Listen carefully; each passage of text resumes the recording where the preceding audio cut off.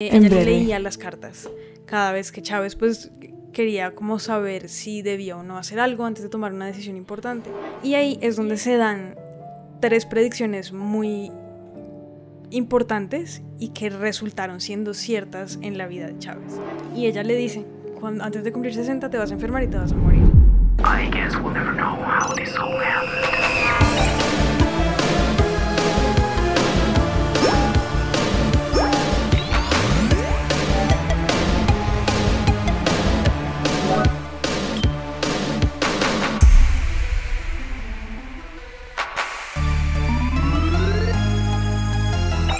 El cuarto misterioso.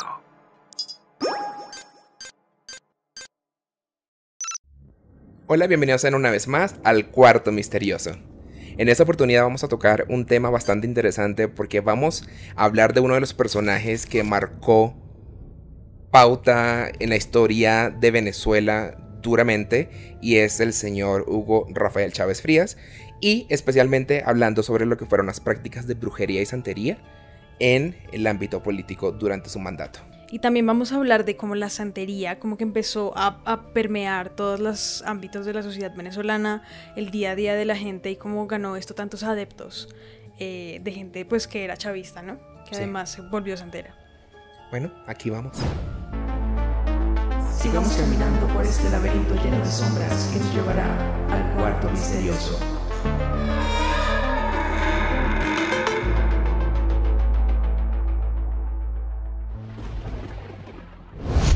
Antes de entrar en materia propiamente de lo que nos interesa, tenemos que hablar de lo que es la santería.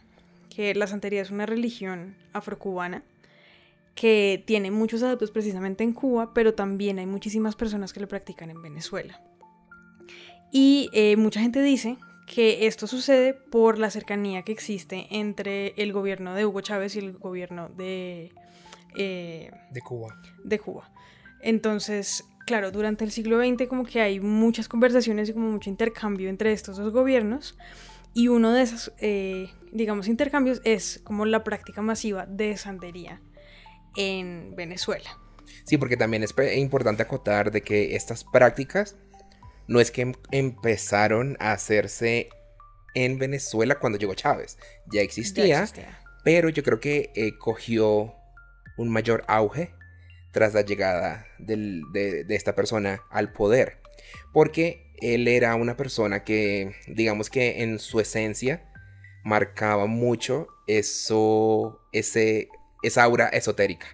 Okay. Porque siempre era como una persona que incluso en sus cadenas nacionales, él manifestaba como como que estas habilidades que él tenía como para comunicarse con Simón Bolívar, o a veces dejaba una silla a un lado para que se sentara Simón Bolívar como el espíritu. Okay. Entonces sí, o sea, era una cosa súper loca y medio turbia si te pones a pensar un poco, pero para ese entonces eso lo que hizo fue como afianzar en como en los que lo apoyaban, y que esas personas también como que practicaran un poco más eso de cerca.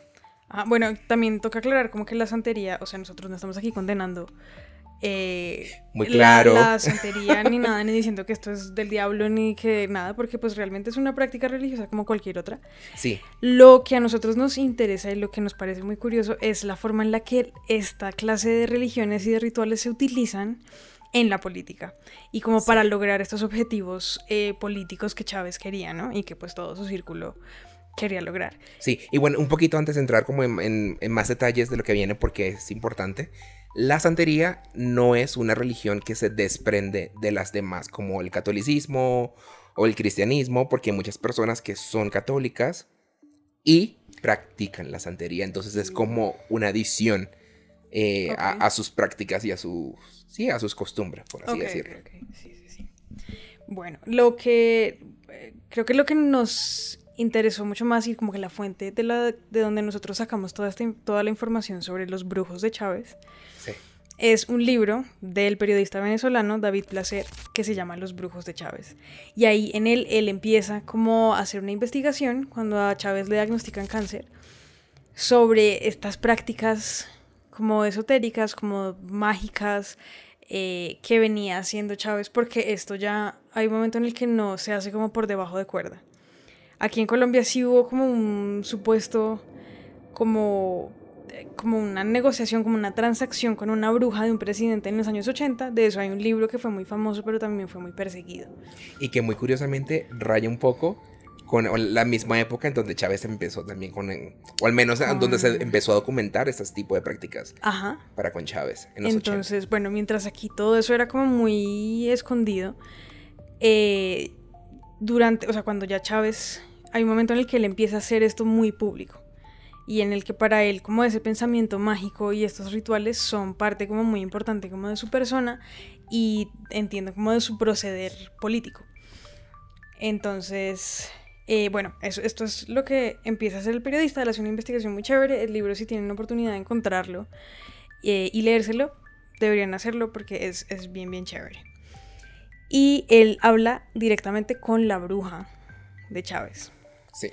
Porque no solamente Chávez, o sea, esto parece que fuera como un espectáculo, como una clase de show que se pone, porque es algo público, mediático, pero también existe como un interés genuino de él por esta clase de cosas. Porque él tiene una relación muy cercana con su bisabuelo, con el espíritu de su bisabuelo, sí, con el Maizanta. espíritu de Simón Bolívar. Y esto parece venir como de verdad de un lugar como de legítima creencia en estas como ánimas. Sí, porque además hay que apuntar de que esto comenzó mucho antes de que Chávez llegara al poder. Estamos hablando, y en las documentaciones que salen en este libro, Los Brujos de Chávez, empiezan más o menos desde los años 85, 86, cuando él estuvo en la cárcel. Básicamente te mantenía como este tipo de prácticas, incluso con sus compañeros, donde él era como un medium. Y él como medium se supone que él bajaba espíritus e imitaba la voz de Simón Bolívar y imitaba, o sea, como que le bajaban ese tipo de... y personas del ámbito político de Venezuela. Él tenía como esas habilidades, entonces básicamente sí, tenía como esa relación estrecha con sus compañeros de la prisión, y hacían como sesiones incluso de Ouija, como para bajar espíritus. Y sí, o sea, al final en el libro especifica claramente de que no se sabe si realmente esto era algo que fuera así, porque lo manifiesta un poco como él imitaba a fulano, imitaba a Simón Bolívar, imitaba no sé qué, como dando a entender de que quizás era algo montado en la cárcel. Okay. Pero eso no lo sabremos aquí ni nadie porque no, igual, tiempo pasado. Sí. Y bueno, lo que Chávez hacía, según el libro, es que él consultaba siempre a esta bruja, que le decían la negra. Sí. A ella la apodaban la negra y él siempre la consultaba antes de tomar cualquier decisión. Sí. Su nombre es Cristina, ¿no? Cristina Marksman. Ella habló con el periodista, ella le contó como todo lo que pasaba. Ella le leía las cartas cada vez que Chávez pues quería como saber si debía o no hacer algo antes de tomar una decisión importante.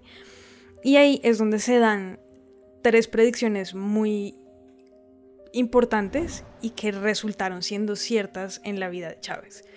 Entonces la primera es, como les digo, en el 87, cuando Chávez tiene 32 años, cuando todavía no ha sido presidente de Venezuela, cuando todavía no ha sucedido el golpe de estado, cuando, o sea, Chávez todavía es como... no ha llegado al poder en Venezuela. Y ella le dice, antes de cumplir 60 te vas a enfermar y te vas a morir. Eso resulta siendo cierto. La negra, la bruja, también predice la llegada al poder de Chávez y junto a un compañero de él, que termina siendo como parte de su gabinete, ella les dice, ustedes van a llegar al poder en Venezuela. Y la tercera predicción es una predicción que ella le dice que va a recibir una carta por agua. Efectivamente, él recibe una carta de un pescador pidiéndole que se reúna con alguien en un punto. Chávez decide no ir a esa reunión y resulta salvándose porque esa reunión era una emboscada. Sí. Entonces, de todo lo que ellos hablaron, de toda la relación como tan larga que mantuvieron, como sí, no sé, como de adivina y cliente, esas fueron como los momentos que esta señora adivinó que resultaron siendo como de verdad muy ciertos y cruciales en la vida de Hugo Chávez. Sí, porque también es necesario decir que, aparte de todas esas predicciones, ella era alguien que ayudaba mucho a Chávez en el sentido de protecciones, como de ademanes y cositas que ella le daba, por ejemplo, en una oportunidad cuando tenía que presentarse en una entrevista para una investigación. Él recibió como esta bolsita que era como de fieltro, como roja, que él tenía en la mano, que esa era como una especie de protección para que todo saliera bien en esa entrevista, y así fue. Literalmente todo pasó bien, no cayó en ningún tipo de culpa ni nada, sino que Salió todo como si normal. nada. Como que la protección surgió efecto. Ajá. Y de esta misma manera, más adelante, lo mismo, o sea, ella siempre le ayudaba como para hacer este tipo de protecciones, incluso hasta antes de su muerte, con una especie de hechizo como para, que le llamaban el último hechizo de Chávez, que fue una espada que enterraron como a las orillas de un río, que esto para mí, y lo siento, pero se me parece un poco a lo que es los Horrocruxes en Harry Potter, como para para como perpetuarlo y que no se muera, ¿no? Que no sé. se muera, sí. Bueno, están estas cosas como de rezarlo y de protegerlo, pero también es, o sea, después de que Chávez llega al poder y el gobierno, como que los gobiernos de Venezuela y Cuba se acercan mucho, este periodista encuentra que hay muchas personas, como muchos santeros, que vienen de Cuba a Venezuela y que esto sirve como que esta religión sirve como una estrategia de control dentro del gobierno. Y yo creo que de es un poco de Chávez. espionaje. Ajá, exactamente. Entonces, como que convertían estos funcionarios a la santería. Ellos usaban unos collares o unas pulseras que son como muy propias Sí. de la santería. Y sí, era una forma como de condicionar o de obligarlos, digamos, a actuar de cierta forma. Y de obtener información que luego como que volvía a Cuba. Exactamente. Sí, y todo era a su gabinete de gobierno, porque ya aquí nos estamos adelantando, como a la época donde él resulta electo presidente en el año 98, si no estoy mal. Y ya a partir de ahí es como que existe como esta cercanía con Cuba. Entonces, esa era como una de las estrategias. Y es también donde se empieza a manifestar como con la población o como a forma de control el uso de la santería. Y también, bueno, es eso también, porque digamos, Chávez hacía sus rituales para lograr sus objetivos, Sí. cualesquiera que fueran, pero entonces también como que hay un elemento en el que la población o los chavistas aceptan la santería como en gran medida, porque es la forma en la que ellos ven Uh-huh. que tienen como de lograr sus objetivos individuales, que es, no sé, salir de una situación económica difícil u obtener ciertos favores, lograr ciertas cosas. Entonces por eso es que ellos también como que aceptan la santería tan masivamente. Y de la misma forma y que digamos que la santería se desprende de la brujería, porque ya es aparte, porque la brujería también funciona para cosas negativas, como para afectar a alguien, para alejar a alguien, incluso para desvivir a alguien. Es para eso que se utiliza. Incluso Chávez eso lo utilizó en muchas oportunidades. Lo utilizó con algún ministro para que se alejara del parlamento. Incluso él huyó del país posterior a ese hechizo, cual sea que fuera, y logró su cometido.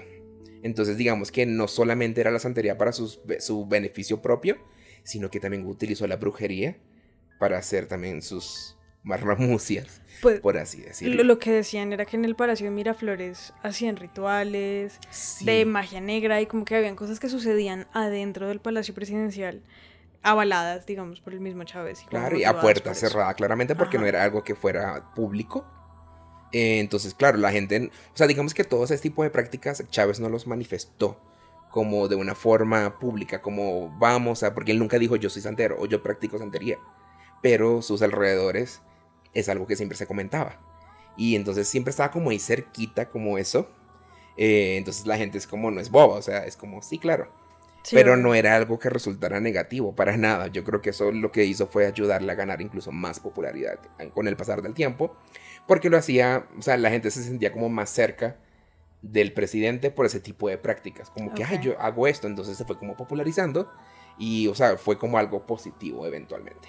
Ok, igual él iba a la montaña de Sorte, que es donde hacen muchos rituales. Sí, y por excelencia es ese punto de Venezuela donde eso como que nace. O sea, digamos que estoy hablando solamente del país. Y es donde hay muchos hechiceros, muchos brujos y incluso está que es como una deidad de la santería en Venezuela, que es María Leonza. Entonces, digamos que ella es como la diosa y es la que está como arraigada a la cultura santera de Venezuela. Sí, y la montaña de suerte, básicamente, es donde todo ese tipo de prácticas como que se ejecutan. Y Chávez estaba todo el tiempo como consultándose o incluso haciendo sus rituales. No sabemos exactamente cuáles rituales porque, de nuevo, no es algo que fuera súper público, pero se sabe que sí lo hacía. Ok. Porque es que siempre a Chávez, o sea, él no solo fue una persona muy supersticiosa, sino fue una persona a la que le pasaban muchas cosas. Entonces, él con su bruja de confianza, Cristina Marksman, él le decía que habían unos espíritus que como que lo atormentaban todo el tiempo. Entonces, sí, ella le daba consejos como que pusieron un vaso al revés debajo de la cama para ahuyentar a los espíritus. Porque él es o sea, la familia de él es del llano. Él dice que alguna vez navegando por el río Arauca vio una sirena. Hay mucha gente que cuenta que él pedía 2 platos de comida cuando él estaba solo. Sí. Y se los llevaba como al cuarto y que cuando la gente iba a ver, era que él tenía un plato de comida para él y un plato de comida para el espíritu de Simón Bolívar. Entonces él se sentaba a comer y a hablar solo para uno, pero pues él... Pero es que no es por hablando. Nada, es que él estaba obsesionado con Simón Bolívar porque era siempre el tema o el centro de conversación en todas sus cadenas. Porque hay que acotar que las cadenas de nacionales, donde él siempre salía hablando, no era una cosa que duraba media hora, no era para un anuncio rápido, eran cosas de 2, 3, 4, incluso creo que hubo una cadena que duró como 8 horas.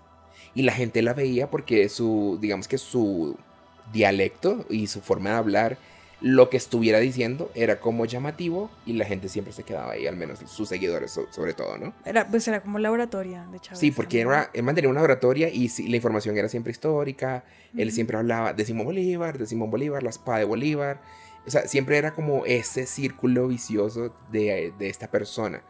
Obviamente fue una personalidad importante para Latinoamérica, básicamente, y para Venezuela, pero es como... porque Chávez estaba todo el tiempo hablando de él, y no solo de él, sino que hablaba con él, porque aparte de lo del plato de comida, mucha gente cuando entraba a una habitación donde estaba Chávez casualmente, él estaba como hablando con alguien. Y que, ay, ¿qué pasa? O sea, ¿con quién estás hablando? Y él, no, con Simón Bolívar. Y era una constante. Y de nuevo, como en estas reuniones, a veces dejaba incluso una silla vacía para que Simón Bolívar se sentara, para que hiciera acto de presencia en la sala. Bueno, yo supongo que también es como, o sea, porque él se equiparaba de pronto a Bolívar. Sí. Sí, bueno. Y también está como el cuento en el que, yo no lo sé muy bien, cuando exhuman, él pide que exhumen los restos de Simón Bolívar. Sí. Yo me acuerdo haber visto eso, que fue noticia hace unos años. Eso, si no me equivoco, fue como en el 2010. Ok. Más o menos. Y básicamente el centro de todo eso fue investigar cuál fue la causa de muerte real de Simón Bolívar para ver si fue realmente por tuberculosis o si fue que lo envenenaron. Entonces se suponía que esa era la razón para hacer la exhumación. Pero una de las cosas, y esto es súper turbio, no sé sobre reglas o cosas sobre la santería o la brujería, pero la transmisión en vivo de la exhumación del cuerpo fue en horas de la madrugada. Y eso tiene que ver con algo oscuro. O sea, como que el ritual, o sea, tenía que hacerse por ciertas horas, aparentemente. Y esta transmisión, obviamente, quienes están a madrugada viendo. Habrán visto repeticiones muchas personas, pero bueno, el caso. Ajá. Y muchas personas del gabinete de gobierno y otros científicos y personas cercanas a él eran los que estaban presentes. Entre ellos, bueno, estaba Hugo Chávez, estaba la que fue presidenta del CNE, Tibisay Lucena, estaba Lina Ron, que era una guerrillera básicamente popular, que ella lo que hacía era como básicamente estar en protestas y lanzar cosas contra la gente, pero era muy famosa. En ese entonces ella hizo actos de presencia, entre muchas otras personalidades. Okay. Lo clave de todo esto es que a raíz de lo que fue la exhumación de sus restos, empezaron a pasar cosas súper extrañas alrededor. Y es que con el paso del tiempo, digamos que en un lapso así más o menos de 3 años, empezaron a morir todos los que estaban ahí. Es como la maldición de la tumba de Tutankamón. Algo así. ¿Qué? Solo que en este punto uno se pone a decir, pero esto está raro. Porque no es algo como tan casual de que las personas que estuvieron presentes en este acto empezaron a morir. Qué raro. Creo que de las últimas fue Tibisay Lucena, la del CNE, porque incluso después de la muerte de Chávez, ella siguió siendo presidente y eso, pero ella murió. Y sí, de verdad, ya ni me acuerdo, como en el 2017, por allí. Ok, pero Sí. tú, o sea, sí murieron como en situaciones extrañas o fueron cosas como que se fueron enfermando. Y Se fueron muriendo? enfermando, cáncer, con otras cosas, o sea, de verdad. No recuerdo, incluso uno de ellos, murió, o no sé si fue que lo mataron. O sea, no recuerdo muy bien porque yo estoy recordando no investigación que yo hice para esto, sino de hechos de aquel entonces. Ajá. Pero ese fue el hecho, o sea, muertes tras muerte tras muerte, siendo una de las más importantes claramente en el 2013, la de Chávez, Claro. de cáncer. Pero sí, o sea, y entonces claro, esto le atribuyen o le llaman la maldición de Bolívar tras la exhumación de sus restos. Qué locura. No, totalmente. Entonces, además de todo esto, se dice que la exhumación tenía otros fines, porque para muchos actos de brujería, creo que no tanto santería, sino la brujería, utilizan restos humanos. Entonces, en Venezuela empezó a suceder que empezaban a hacer profanaciones de tumbas en los cementerios, y eso se volvió súper popular. Yo recuerdo que en Valencia siempre era noticia como una tumba o tantas tumbas abiertas con el hueco, sacaron restos, ocios de fulano y no sé quién. Sí, era algo constante, incluso se creó como una especie de mercado negro de huesos y restos humanos. Y aparentemente muchos iban para prácticas que hacía Chávez. ¿Qué? Entre sus, digamos que, rituales, Ujú. los utilizaba. Siempre se mencionaba y se mencionaba mucho la muerte de animales, Ujú. sacrificio de animales en estos rituales para su beneficio. Ah, ok. Para el poder, para arraigarse o para lograr cometidos electorales, lo que fuera. Esto siempre estaba como respaldado con todos estos rituales que se realizaban, y eso está bastante repetido en lo que es en el libro como tal de David Placer. Entonces sí, o sea, en Caracas hay un cementerio, no sé si es el cementerio central, siempre era como común esta profanación de tumbas. Y habían personas que se encargaban de buscar el hueso y lo vendían. O sea, y esto hasta el día de hoy es algo que se sigue haciendo.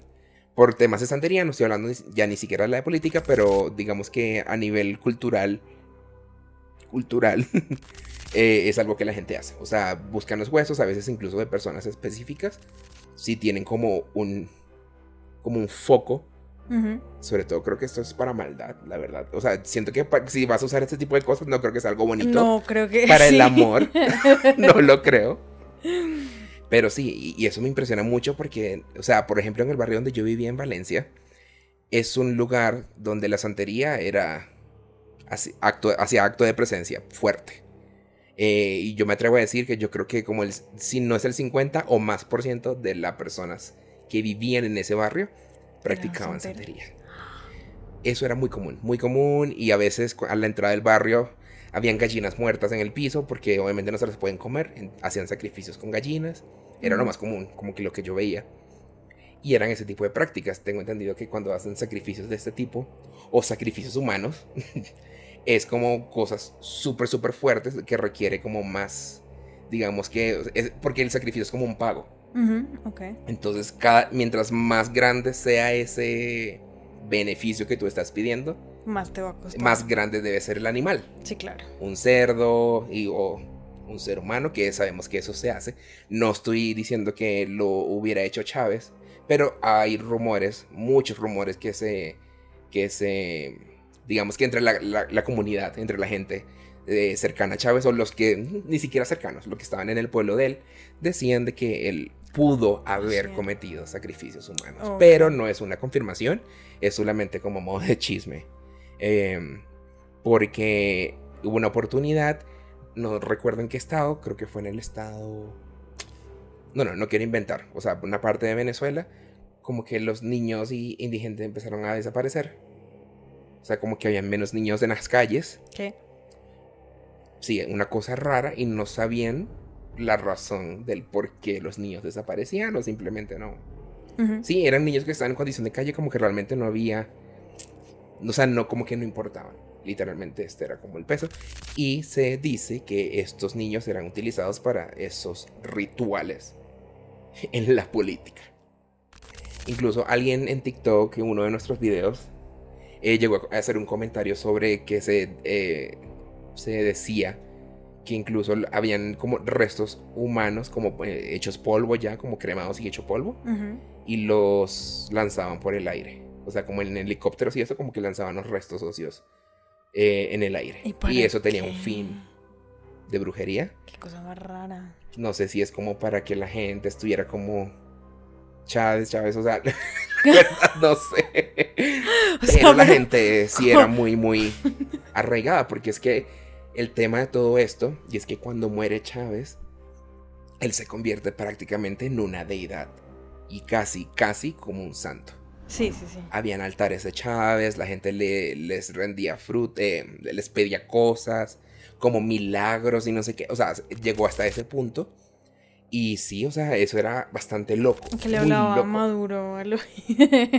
Ah, sí, porque además Maduro llegó a decir en dos oportunidades. En una, que El le había pajarito. visto.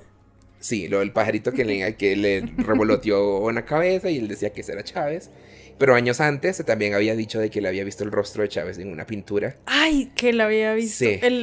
Sí. Que incluso dijeron como que llegaron a estar preocupados como por la salud mental de Maduro porque era fue una cosa muy extraña. Que no era tanto mágica, sino como que él podría estar como viendo cosas que pues como que estaba como mal de la cabeza. Sí. Pero sí. Sí. Sí, y bueno, a todas estas Nicolás Maduro, que es el actual presidente, él antes se decía que era agnóstico o que incluso era ateo, y bajo las influencias de Chávez, incluso de su esposa Cilia Flores, que tenían estas, literal, o sea, influencias en la santería. Incluso Cilia Flores y Chávez tenían como también ese tipo de conexión por la santería. Ajá. Y se la infundaron como a Maduro, entonces él empezó a hacer ese tipo de prácticas también, aunque no se confirman con claridad de que esto sea así. Pero bueno, es eso, o sea que él igual como que hace parte, o sí, de estos rituales y de estas prácticas, pero no, muy seguramente no como por convencimiento propio ni como por convicción, sino porque esto era algo que hacía Chávez, esto es algo que hace su esposa y esto es algo que se han dado cuenta que resulta acercarlos al pueblo. Ujú. Bueno, puede que sea eso y eso es la santería como como un instrumento. Es que yo creo Eh, que sí fue esa forma de control de la población, utilizando este tipo de retóricas. Sí, o sea, yo siento que toda eso que él hablaba siempre en sus cadenas nacionales y ese tipo de cosas, Ujú. era una forma también de manipulación en cierta forma, como para darle como poder de que él podía hacer muchas cosas. Y esa conexión de nuevo con Simón Bolívar es lo que decía la gente, claro, es que él, como tipo que él es el elegido. O sea, yo siento que la gente lo veía mucho así, Ok. de esa manera. Entonces, claro, si habla con Simón Bolívar o sea, tiene como esa conexión sideral, lo que sea. Entonces, por algo será, y siento que esa era como la convicción mucho de la gente. Y por eso fue como, por ejemplo, en la Capilla Ardiente, tantas personas cuando lo fueron a velar, o sea, eso fueron días Que la gente de hacía velatorio. filas largas esperando. Que es una demostración de esa, yo creo que ya roza la idolatría Sí, claro. hacia una persona. Como con esa fuerza, ¿no? Ujú. ¿Sabes de qué me acordé también? De que decían cuando hace unos meses pasaron las elecciones en Venezuela, hubo un montón de protestas y la gente empezó a tumbar estas estatuas de Chávez, que yo ni siquiera sabía que había tantas estatuas de Chávez. No, ni yo. Eso está muy loco. Pero bueno, hay varias estatuas de Chávez en Venezuela. La gente empezó a tumbar las estatuas, que fue una fotografía como muy icónica, como muy representativa del momento en el que atraviesa el país. Pero decían que estas estatuas eran como hechizos. Sí. Que cada una de estas estatuas era como un hechizo, como para poder él afianzarse y permanecer en el poder. Entonces que cada vez que una de estas estatuas cae, dice la gente, el gobierno se debilita una vez más. Sí, y es que esto empezó a pasar, como para poner contexto, fue posterior a las elecciones en pasado julio del 2024. Entonces la gente también, o sea, fue como a modo de rabia y de protestas tras el no reconocimiento de los resultados electorales. Entonces las personas empezaron como a hacer esto, como vamos por las estatuas de Chávez, la que está en el estado Vargas, o en Guárico no, en La Guaira, o en Falcón, en muchos estados de Venezuela se empezaron a perseguir, y gracias a las redes sociales mucha gente se están como indicando los puntos donde habían estatuas, y la gente iba en manada a tumbarlas. A tumbarlas, sí. Y empezó a pasar lo que era como ese debilitamiento en el, ¿cómo se llama? Sí, o sea, en el gabinete de gobierno de Maduro, que es lo que estamos viendo en este momento, como que perdió la credibilidad básicamente a nivel mundial. Son pocos los que están ahí como diciendo, sí, Maduro, o sea, son muy pocos, de verdad. Y siento que esto tiene algo de realidad. Incluso hubo una estatua en Margarita que estuvo acordonada por fuerza militar para que no la tumbaran. Y se dice hasta el día de hoy que esa es la última estatua que está haciendo... De pie. Ajá. ¿Qué? Que está teniendo como... cogiendo al gobierno así como por un hilo. Porque es la última que queda. Muchas personas que son como tarotistas, que leen cartas o predicciones y esas cosas, dice que sí hay magia oscura actualmente en el gobierno, y que eso es mucho de lo que está sucediendo, y el por qué no se logra realmente de que... Como tumbarlos. Pues sí. Es como o sea, lo que tú ya habías mencionado, que Chávez, él manda enterrar el sable de graduación porque él hizo carrera militar.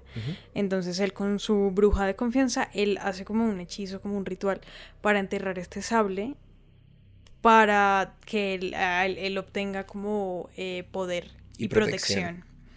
Y el sable todavía está enterrado. O sea, después de que muere Chávez, hay una bruja que intenta buscar el sable para desenterrarlo y como deshacer el hechizo. Que no es la misma Cristina Marksman. No, es otra persona. Ella intenta buscar el sable, no lo encuentra. Entonces el hechizo, o sea, según las reglas, sigue vigente, ¿no? En este momento. Sí, y yo siento que está como amarrado. Es que otra vez, o sea, hablando lo de Harry Potter, que es ficción claramente, pero se parece. Si pones a comparártelo de los horrocruxes que mantenían vivo a Voldemort. Sí. O sea, es como lo mismo. ¿Será que sacaron de ahí la historia? No, bueno, al caso. Hay algo muy curioso, y es que muchas de las personas, y estamos hablando un poquito más para acá, después de la muerte de Chávez, no sé qué, que empezaron a como a perder como ese sentido de pertenencia con la santería. Pero eso también está como en el libro, donde la gente manifiesta que les da temor las repercusiones que pueda significar ellos dejar del lado como las prácticas santeras. Sí, y no solamente como la gente del común, porque es lo que tú dices, o sea, si una gran, digamos, en el barrio en el que tú vivías, hay una gran cantidad de gente que practica la santería, y si tú, digamos, eres chavista, entonces también se entiende que eres santero. Pero si tú no quieres ya hacer eso, es muy, muy complicado dejarlo. Si tú eres un funcionario del gobierno, donde todo el mundo es santero y tú estás casi que obligado, digamos, a seguir estas prácticas, pero es algo en lo que realmente tú no crees, es muy complicado dejar esto. Es que yo me imagino. Y no sentir como las consecuencias, no solamente, digamos, como mágicas que puedan haber, sino muy, muy reales, como tangibles, como el perder el trabajo, perder oportunidades, no sé, como el cambio en la vida que hay. Sí. De dejar de practicar esta clase de religiones. Sí, bueno, hablando de santería, y por la cercanía que yo tenía con personas de que practicaban todos estos, o sea, no estoy hablando que eran personas malas, o sea, eran personas del común, amigos incluso. Llegué a tener un jefe que practicaba la santería, o sea, era la cosa más corriente realmente, porque era gente que no es como que estaban ahí todo el tiempo haciendo algo raro, no, eran personas que estaban trabajando, eran profesores, o sea, gente. O sea, la santería es una religión, o sea, como tú decir que sí, la tal gente... cual, o sea, a veces uno los identificaba Bueno, si estabas como iniciándote, los veías como con una indumentaria blanca completamente. Creo que hasta la ropa interior, todo tiene que ser blanco. Pero es como por un tiempo. Creo que no sé si dura una semana, un mes, no me acuerdo. Uno estregando esa ropa blanca para que Sí, el cuidado. Pero sí, era así. Y después que terminaban este periodo, ya se vestían con ropa de ellos normal. Cualquiera, ajá. Y tú le veías, eran como con ciertos collares que normalmente los escondía como para no llamar la atención porque sabemos de que esto es muy llamativo y mucha gente es como, este es santero. Puede haber como ese estigma, entonces muchos se los escondían, pero habían como pulseras y esas cosas que eran muchas protecciones. Una de las pulseras más comunes era una que era, seguramente ustedes la han visto, que es como una, incluso debe existir todavía, obviamente. Verde con amarillo, eran como pepitas verde y amarillo, que esa era una protección de las personas, que era como en contra de la maldad, en contra de cosas malas que te puedan pasar, incluso como chismes por ahí.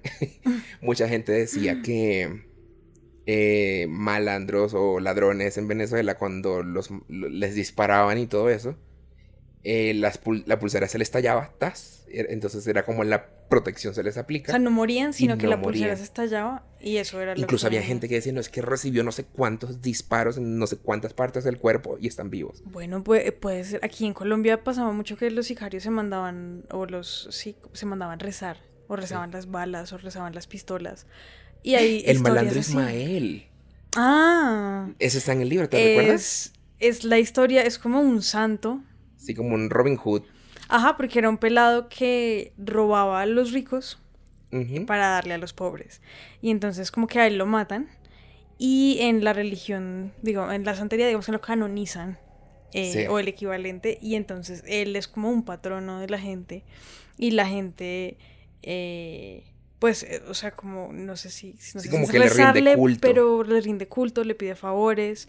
Él, junto a María Leonce, son como figuras muy, muy importantes dentro de la Súper santería. altas, sí. Ajá, sí, como de los más principales y sí, se supone que te hace favores. Entonces muchas personas, por ejemplo, malhechores de Venezuela y todo eso, este es como el santo al que acuden, como el de protección y todas las cosas. Entonces sí, o sea, y además hay como una cadena de santos para diferentes propósitos, porque entonces existían muchas personas que hacían diferentes cosas, uno que cura, el otro que protege, incluso hay uno que es como, creo que es Changó, el que es un niño, que también es un santo. Entonces la gente que como que le rinde culto a Changó, a veces supuestamente escuchaban en la casa como travesuras en la casa y resulta y decían, ese es Changó. Así, de la forma más natural. ¿Qué? Sí. Entonces, yo recuerdo una anécdota también, que, bueno, salí como con unos amigos, de regreso, era muy tarde en la noche, nos metimos como por una calle y resulta que nos asaltaron. No. Nos asaltaron a todos, nos quitaron los teléfonos, bueno, eso digamos que no, para mí ese día, lo más icónico viene después. Llegamos a la casa de mi amigo, yo realmente no tenía tan presente de que la mamá era santera, pero X. Entonces llegamos, la señora se despierta, se levanta, ay, llegaron, no sé qué, y él le cuenta lo que nos pasó.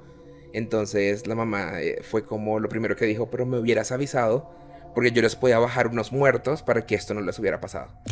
O sea, si ustedes se venían por ahí tarde en la noche, yo les podía bajar unos muertos. O sea, como que ella traía ánimas para que los protegieran a ustedes. Exactamente. Eso a mí me dejó frío. O sea, yo escuché eso, o sea, lo del robo, nada, quedó como segundo plano. Yo, ¿qué? Y hay, o sea, digamos que los santuarios y esas cosas de los santeros es grande.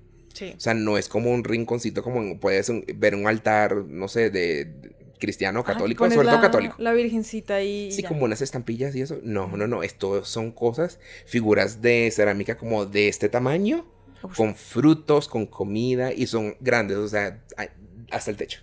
Y eso va bajando así como un nacimiento gigante. Wow. Haz de cuenta, y sí, como las figuras santos de esa religión y muchos frutos. Y dicen que esos frutos o esa comida, incluso caramelos y eso, pierde el sabor porque las ánimas absorben todo eso de las comidas. ¿Qué? Que muchos dicen, sí, yo las he probado y este caramelo, que era dulce, no sabe nada. Está completamente neutro. Qué locura. Es impresionante, o sea, y entonces, claro, esto para mí era como normal porque esto me pasó con mi amigo, pero también en otras casas que yo visitaba veía un altar pequeño y era de la santería y eso es muy común allá. Ok. Entonces, Sí, bueno, pues. quería sacar como esa anécdota que es bastante curiosa con respecto a eso y lo cerca que está con nosotros. Y volviendo a lo que es el tema de Chávez, digamos que este tipo de prácticas y la forma en cómo él empezó a recurrir a diferentes prácticas, y ya ni siquiera era solo santería, sino era de casi que todas las religiones cuando él estaba enfermo con cáncer. Entonces iba a una, le hacían un ritual, iba a otra y le hacían otro ritual. Muchos de estos eran incluso televisados. Y eran como prácticas de santería, me imagino que se hacían a puerta cerrada, como buscando eso, que era como la sanación, como la curación. O sea, como que ya era más recursivo con cosas que eran más cerca del cristianismo y se empezó a alejar de la santería. Esta persona muere. Bueno, la fecha oficial que publica el gobierno es en marzo del 2013. 5 de marzo del 2013. Pero lo que dicen es que realmente muere en Cuba el 27 de diciembre del 2012, si no estoy mal. Pero todo este tiempo era, me imagino, el gobierno viendo qué carrizos iban a hacer para ver qué iba a seguir después de eso. Claro. O sea, si se muere Chávez, ahora cómo continuamos con todo esto. Entonces duran 3 meses en silencio, ocultando todo esto. Porque él ya no aparecía, un momento en el que ya no aparecía. Él no apareció, o sea, desde diciembre, él tuvo como la última aparición y más nunca. Entonces eso era muy sospechoso, se hablaba que estaba en tratamientos, empezaron a salir unas fotografías de dudosa procedencia porque era como Chávez en una camilla con un periódico, los voy a poner acá. Se nota que era como editada, está raro, que sale como con sus 2 hijas. Que si el Photoshop así todo mal, no me entiendo. Sí. Entonces todo el mundo que veía la foto ya empezaba a decir, esto no es Chávez, esto no es Chávez, esto es un muñeco, o esto es una edición, esto es Photoshop.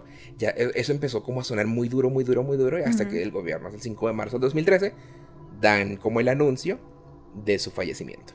Entonces él quedó como que había recién muerto, como hace 1 hora antes de esa... De que raramente... sí, como la publicación. Ajá.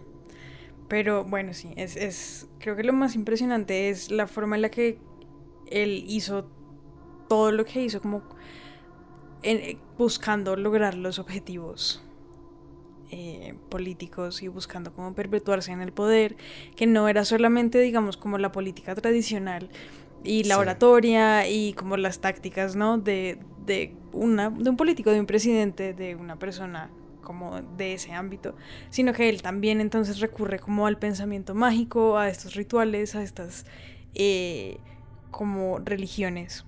Sin dejar de lado el populismo. Sí, claro. Pero eso es algo tradicional, digamos, dentro de dentro de la política. Es algo que tú puedes hacer.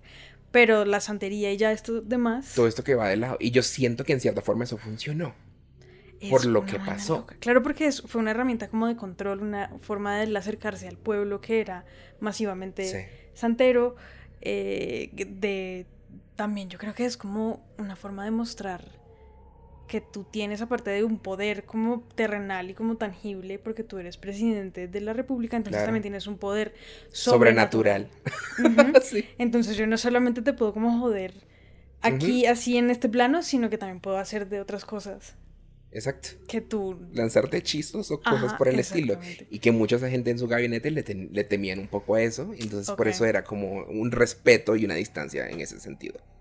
Pero nada, yo creo que es una cosa que, o sea, yo no soy un tipo de persona que va a decir eso es mentira, eso no existe, porque, o sea, yo prefiero literalmente tenerlo como de lejos, pero como he visto cosas que han sucedido, es como el respeto y el dicho que dice por ahí que de que vuelan, vuelan. Sí. De que las hay. Hay cositas que no podemos explicar. Versión venezolana, versión colombiana. Y bueno, esto es algo como que me pareció muy interesante. Creo que independientemente de lo que uno opine, como de lo que fue Chávez y de todo, esto es algo como que es interesante, es muy extraño, te completa como el personaje que fue Hugo Chávez, ¿no? Sí, porque es también es otra faceta, una faceta que muchos desconocen como a profundidad, puedes verlo como por la superficie, pero saber todo esto lo hace incluso más interesante en ese ámbito, en la búsqueda de poder, de afianzamiento, de control sobre la población, etcétera. Exactamente. Bueno, creo que ya hemos culminado con lo que es este capítulo súper interesante, esotérico, paranormal, de lo que fue el expresidente de Venezuela. Sí, señor. Hugo Chávez. Bueno, esperemos que hayan disfrutado de este capítulo.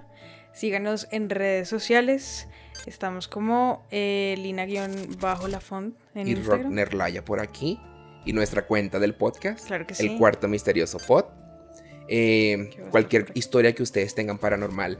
En el capítulo anterior no lo dejamos, pero tenemos el correo electrónico, elcuartomisteriosopod@gmail.com. Cuarto Misterioso Podcast Podcast. @gmail.com. Gracias. Si tienen ideas, sugerencias, quejas, reclamos, por ahí pueden comunicarse con nosotros.